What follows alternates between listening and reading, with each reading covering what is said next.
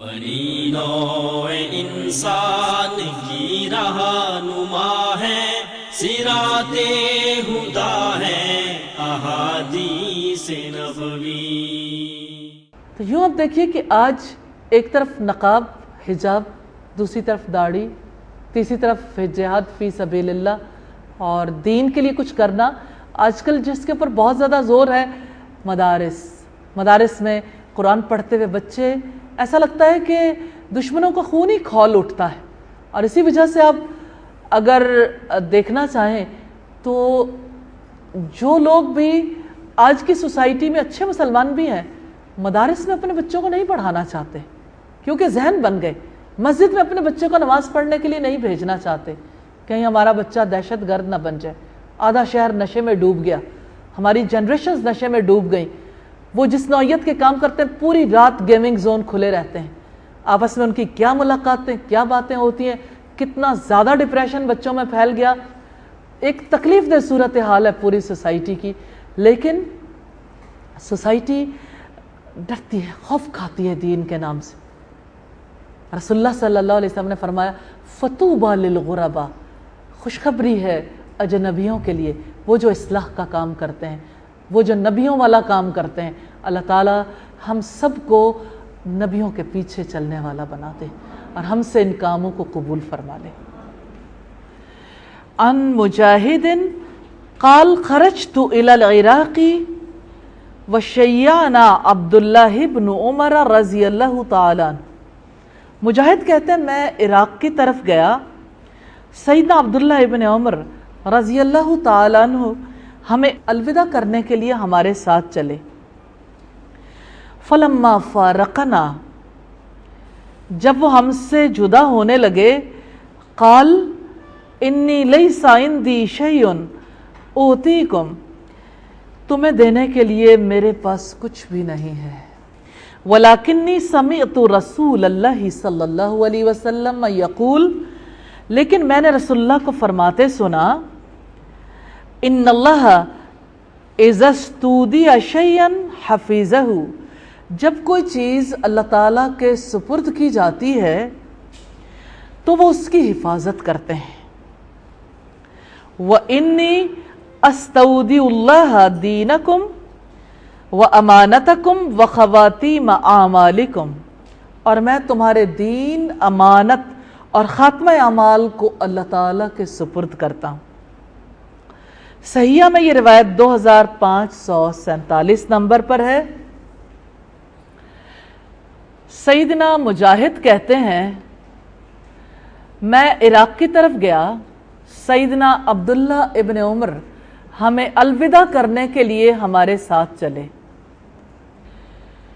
جب وہ ہم سے جدا ہونے لگے تو انہوں نے کہا تمہیں دینے کے لیے میرے پاس کچھ بھی نہیں ہے، لیکن میں نے رسول اللہ صلی اللہ علیہ وسلم کو فرماتے سنا، جب کوئی چیز اللہ تعالیٰ کے سپرد کی جاتی ہے تو وہ اس کی حفاظت کرتے، اور میں تمہارے دین، امانت اور خاتمہ اعمال کو اللہ تعالیٰ کے سپرد کرتا ہوں۔ صحیحہ میں یہ 257 نمبر پر ہے۔ اس حدیث سے بہت خوبصورت باتیں پتہ چلتی ہیں۔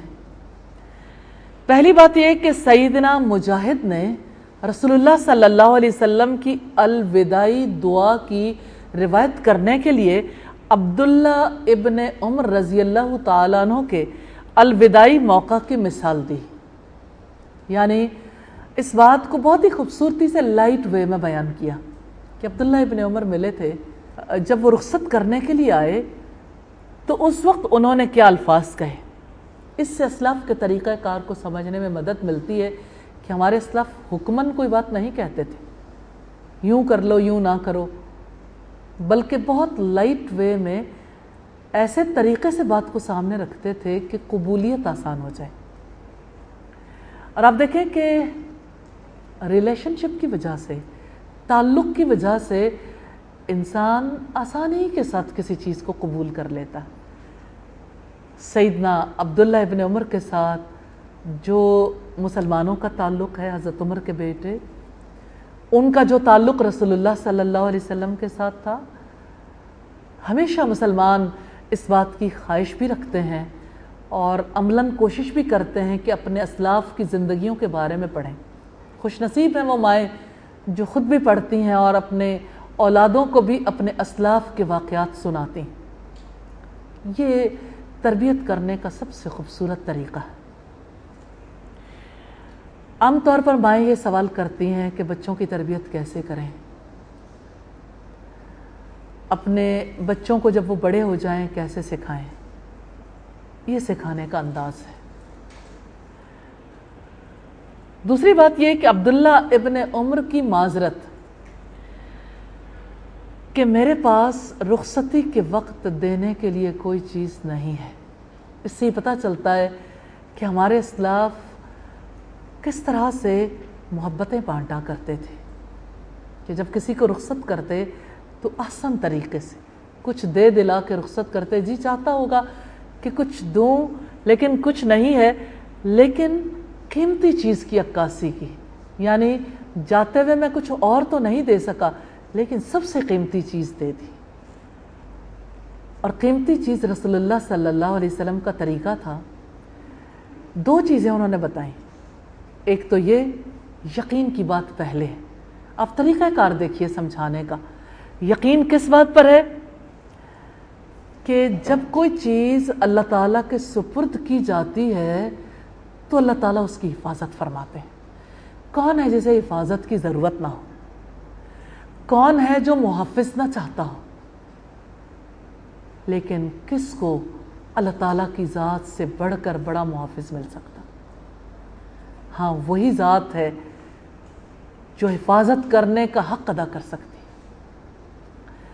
تو آپ صلی اللہ علیہ وسلم کا طریقہ کار بڑا خوبصورت، اور عبداللہ ابن عمر نے رسول اللہ صلی اللہ علیہ وسلم کی بات دہرائی یقین کے لیے کہ آپ صلی اللہ علیہ وسلم نے معاملات کو اللہ تعالیٰ کے سپرد کرنے کی ترغیب دلائی تھی۔ یہ خوشخبری ہے نا کہ جو اللہ تعالیٰ کے سپرد اپنا معاملہ کر دیتا ہے اللہ تعالیٰ اس کی حفاظت کرتے ہیں۔ اور اس کی ترغیب کی دلیل یہ تھی کہ اللہ تعالیٰ کے سپرد کی جانے والی چیزوں کی حفاظت ہوتی ہے۔ چوتھی بات یہ کہ رسول اللہ صلی اللہ علیہ وسلم کی الوداع کہنے کی دعا میں 3 خاص چیزیں، دین، امانت اور خاتمہ اعمال، یعنی 3 چیزوں کو میں اللہ کے حوالے کرتا ہوں۔ اب آپ دیکھیے، جب کوئی ایک شخص دوسرے شخص سے رخصت ہو رہا ہے اور خاص طور پر سفر پر جا رہا ہے، اب جو دعا ہے اس دعا میں کتنی خوبی ہے کہ جانے ملاقات ہو یا نہ ہو، خاتمہ اعمال کی دعا ہے کہ میں اس کو اللہ کے سپرد کرتا ہوں تو اللہ تعالیٰ حفاظت فرمائیں گے، خاتمہ اچھا ہوگا۔ اور میں تمہارے دین کو اللہ کے سپرد کرتا ہوں کہ دین کو ہر وقت دھڑکا لاحق ہے، کیونکہ شیاطین دین کو خراب کرنے کے لیے پیچھے لگے رہتے ہیں۔ تو جس کے دین کی حفاظت اللہ تعالیٰ کریں گے تو اس کا دین محفوظ رہے گا۔ اور پھر بات ہے امانت کی کہ میں تمہاری امانت کو اللہ تعالیٰ کے سپرد کرتا ہوں۔ تو دین کو اللہ تعالیٰ کے سپرد کرنے سے بندے کا دین محفوظ ہوتا ہے، اور خاتمہ اعمال کی سپردگی سے اعمال کی اور طرز زندگی کی قبولیت کا امکان پیدا ہو سکتا ہے۔ 5ویں چیز یہ ہے کہ رسول اللہ صلی اللہ علیہ وسلم کیسے الوداع کہتے تھے، آپ کا الوداع کرنے کا انداز۔ آپ بھی تو الوداع کرتے ہیں، ایک دوسرے کو سفر کے لیے بھی رخصت کرتے ہیں اور لمبے عرصے کے لیے بھی رخصت کرتے ہیں ایک جگہ سے دوسری جگہ جانے کے لیے۔ سیدنا عبداللہ ابن عمر نے آپ کی اس حدیث سے استدلال کرتے ہوئے یہ دعا پیش کی تھی، اور یہ دعا کے الفاظ جو ہیں بہت ہی خوبصورت، وَإِنِّي أَسْتَوْدِعُ اللَّهَ، اور بے شک میں اللہ کے سپرد کرتا ہوں دینکم و امانتکم، تمہارے دین کو، تمہاری امانت کو، وخواتیم اعمالکم، اور تمہارے اعمال کے خاتمے کو۔ تو یہ دعا ضرور یاد کر لیجئے، رسول اللہ کی سکھائی ہوئی دعا ہے، اور پھر رخصت کریں تو اپنی زندگی میں ہمیشہ برتیں۔ اور یقین کی بات اپنی اولادوں کو اور اپنے گھر والوں کو ضرور سکھائیے، جہاں تک اس پیغام کو پہنچا سکتے ہیں کہ جو چیز اللہ کے سپرد کر دی جاتی ہے اس کی حفاظت کی جاتی ہے۔ حضرت انس سے روایت ہے کہ ایک مرد رسول اللہ کے پاس آئے، عرض کی اللہ کے رسول میں سفر کو جاتا ہوں، مجھے زیادہ راہ دیجئے، یعنی مجھے کچھ توشہ دے دیجئے، کچھ رخصت کرنے کا سامان دیجئے۔ آپ نے فرمایا اللہ تجھ کو تقوی کا توشہ دے۔ اس نے کہا کچھ اور اضافہ کر دیجئے۔ آپ نے فرمایا اللہ تعالیٰ تیرے گناہ بخش دے۔ عرض کی کچھ اور زیادہ کیجئے، میرے ماں باپ آپ پر فدا ہوں۔ فرمایا تیرے لیے آسان کرے خیر کو جہاں کہیں تو ہو۔